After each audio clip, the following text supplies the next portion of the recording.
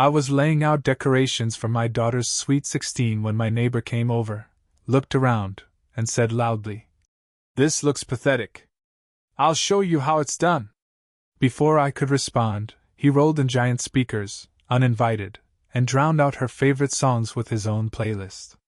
I pleaded with him. "Please, it's her day, can we just—" But he smirked and said, "Your trash party needs saving." Hours later, we watched in horror as his drunk friends tore down our decorations, laughing and yelling, "You're welcome." That night, my daughter locked herself in her room and cried until morning. We had it all planned out. 6 months of saving, planning, and working overtime. My daughter Marissa didn't ask for much. She's 16, but she's not the type to obsess over clothes or cars or whatever's trending on social media. She's thoughtful. The kind of kid who makes handmade birthday cards for her friends and volunteers at the animal shelter on weekends. Since her mom passed away 4 years ago, we've had to rebuild our lives in 100 small ways. Money's been tight. Emotions even tighter. But this sweet 16? This was her chance to finally feel celebrated. To feel normal again. The theme was simple but special to her. Starlight Dreams. I strung up lights across our backyard. Borrowed tables and chairs from neighbors. Bought decorations with stars, moons, and silvers and blues. Marissa spent weeks curating a playlist of her favorite songs. Some pop, some oldies her mom used to play. It wasn't extravagant. But it was ours. That morning, while I was hanging the last of the star garlands, he showed up. Derek. The neighbor from 2 houses down. The guy who threw beer-fueled Raegers every weekend like he was still 22. Balding but still wearing frat boy tank tops. Loud, obnoxious, and always talking about how connected he was in town. He swaggered up to the edge of my lawn holding a tall boy beer, at 10 in the morning.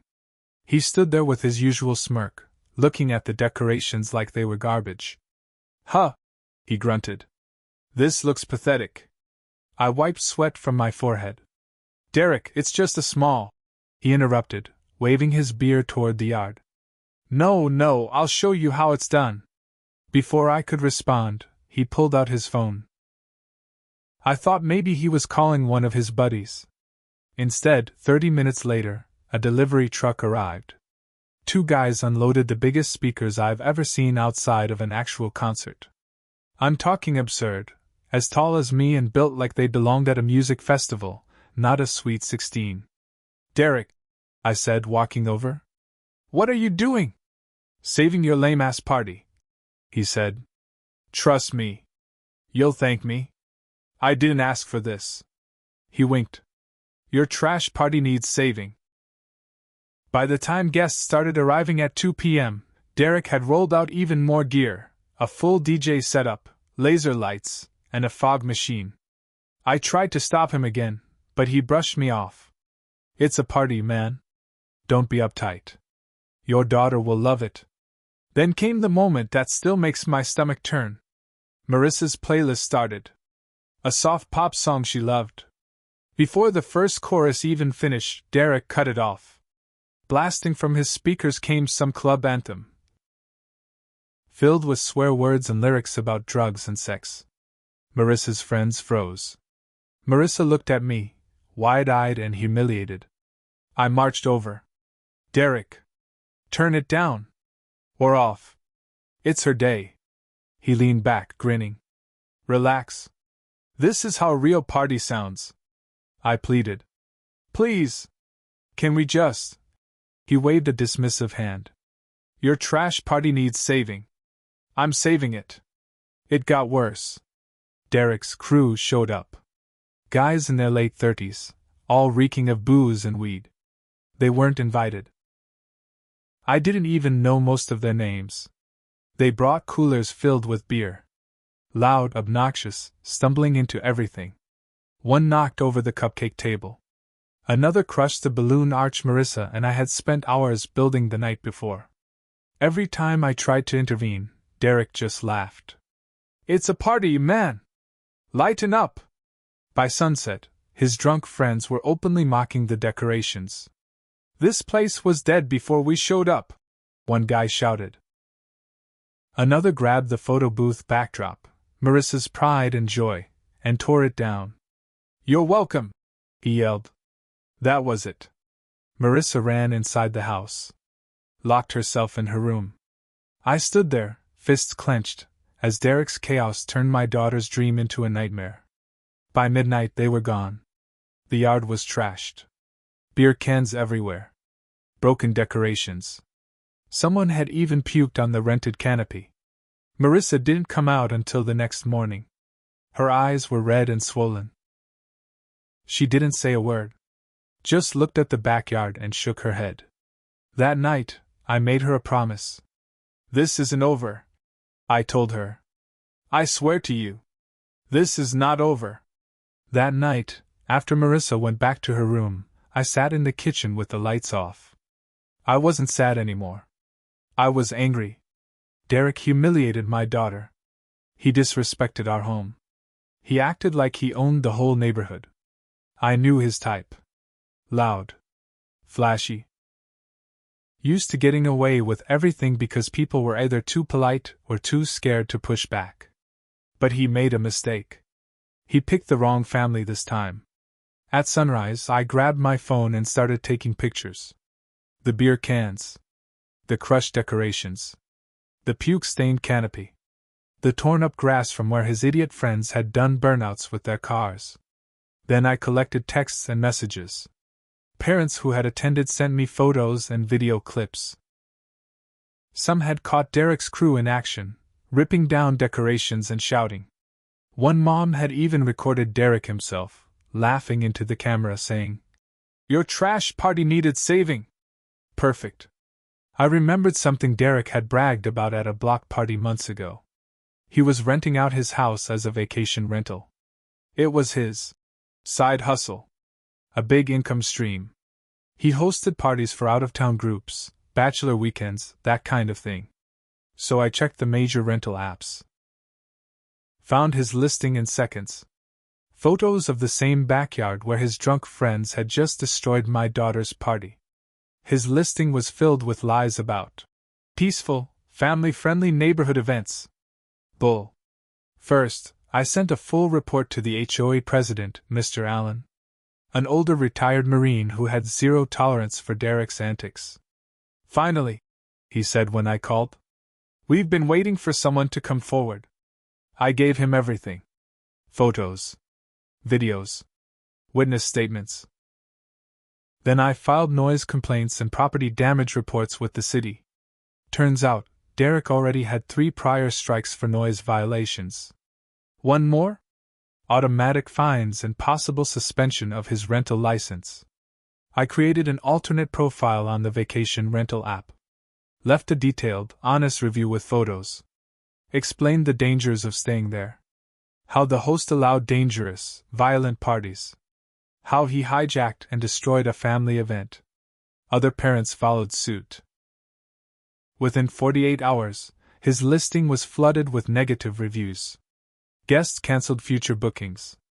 The app flagged the property for investigation. But I wasn't finished. Marissa's sweet 16 had been ruined. She deserved better. So while I took Derek apart piece by piece, I planned something else, a redo. I reached out to the Horizon Community Center, where Marissa volunteered during the summer. Told them what happened. They were outraged. We'll donate the space, the director said. No charge. News spread fast. Other parents pitched in. One knew a local DJ willing to play for free. Another offered catering services. Even the bakery that had supplied Marissa's original cupcakes insisted on donating a new cake. Mr. Allen got the HOA to cover some costs under the community support fund. I told Marissa the plan. At first, she shook her head.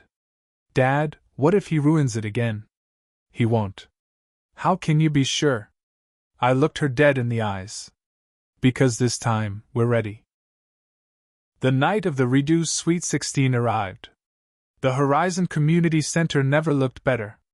Silver and blue streamers hung from every beam. Tables were set with glowing star centerpieces. The DJ had Marissa's full playlist ready, and this time, no one could touch it but him. Her friends showed up in droves. Parents. Teachers. Even a few cousins who had driven in from out of state when they heard what had happened. Marissa stepped into the room wearing a light blue dress, her hair done up by one of the moms who ran a salon. She smiled, really smiled, for the first time since that awful night. For the first hour, everything was perfect. But I wasn't relaxed yet. I'd prepared for every possibility. And sure enough, right around 7:45 p.m., while Marissa and her friends were doing a line dance, I spotted him. Derek. Outside the glass doors. He looked worse than usual. Sloppy. Unshaven. Red-faced. Reeking of desperation. He tried to come in. Security, 2 off-duty cops I'd hired, blocked him immediately. "I need to talk to him," he yelled, pointing at me.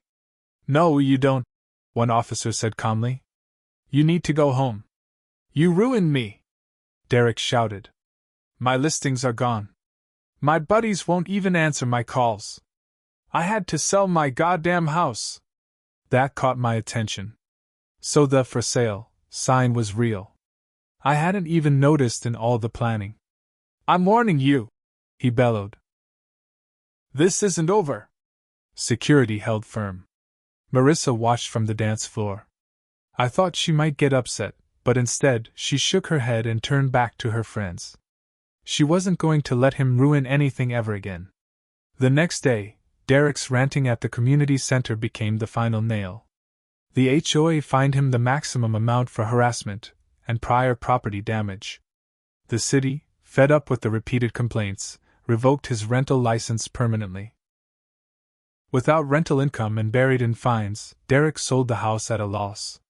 By the end of the month, he was gone. Just like that. No more pounding music every weekend. No more late-night shouting. No more Derek. 2 months later, a new family moved into his old house. Quiet folks with 2 young kids and a golden retriever. One afternoon, while Marissa and I were walking the dog, the new neighbor waved us over. "Hey," he said. "We heard what happened before we moved in. Just want you to know. We're not partiers." I smiled. Welcome to the neighborhood. As we walked home, Marissa squeezed my hand. "Thanks for fighting for me, Dad." I looked at her and shook my head. No. I fought for us. No one messes with this family. And that was the truth.